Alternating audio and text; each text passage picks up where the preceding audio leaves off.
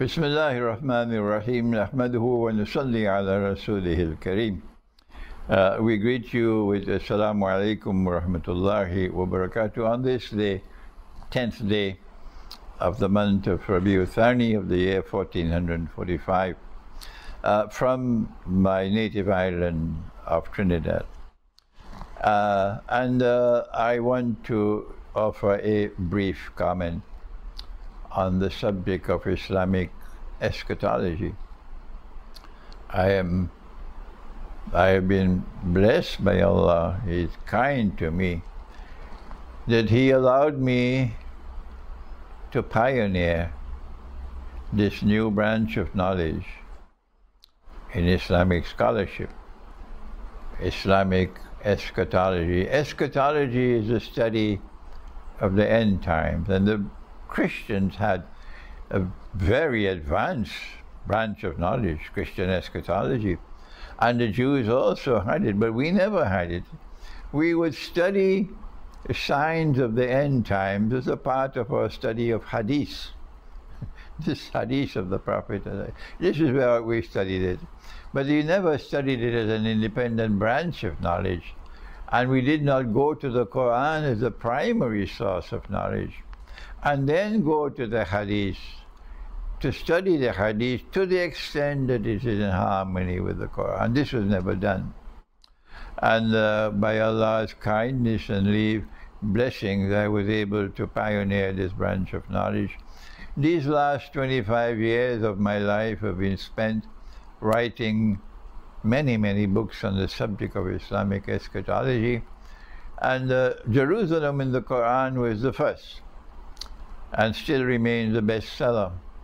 And now my last book, The Messiah, the Quran and the End Time, is a more mature explanation of the subject. But I have lived, Allah has allowed me to live long enough to witness with my own eyes that yesterday they were calling me a madman. Yesterday they were saying I'm crazy. Yes. Yesterday they were turning away from me and calling me by all kinds of names. It happened in New York, it happened elsewhere in the world. But now, after 25 years, look at the story now. That events which have been unfolding in the world these last 25 years, and now particularly at this time in the Holy Land, is a spectacular validation of this branch of knowledge of Islamic eschatology. That this is the branch of knowledge which is explaining the world today and the events which are unfolding in the world today as no other branch of knowledge can do it. And so, we first of all, we thank Allah for His kindness to us. And then we thank our great teachers who taught us. And Iqbal was a great teacher to me, although I never met him. But my teacher, Maulana Dr. Muhammad Fadlur Rahman Ansari, is the first name I have to mention. With my gratitude that I've through these great teachers who are now sleeping in their graves, I was able to pioneer this branch of knowledge. But let me not forget that when I graduated from Karachi University with a master's degree in philosophy, and then I graduated from the Alimi Institute of Islamic Studies in 1971, and I returned to my native island of Trinidad. The government of Trinidad interviewed me and said, we'd love to have you in the Ministry of Foreign Affairs, and I was selected and sent back to university to study international relations here at the Institute of International Relations of the University of the West Indies. And the government of Trinidad and Tobago, in particular the Prime Minister, Dr. Eric Williams, they must be commended. They must be commended. They must be commended for the insight and the foresight and the wisdom with which they acted. And they chose a special scholar to be the director of the institute. And he was appointed as director at that moment when I was about to enter the institute. And I refer to Professor Dr. Leslie Manigat from Haiti, who did his PhD at the Sorbonne in France. And when I sat down in the classroom and I listened to this man, he would lecture for 2 hours. His shirt would be wet at the end of 2 hours, but he was a dynamite. And he explained political history to me, and partly also economic history, the essence of the history, the political and economic history of mankind, the history of international relations. He did it brilliantly.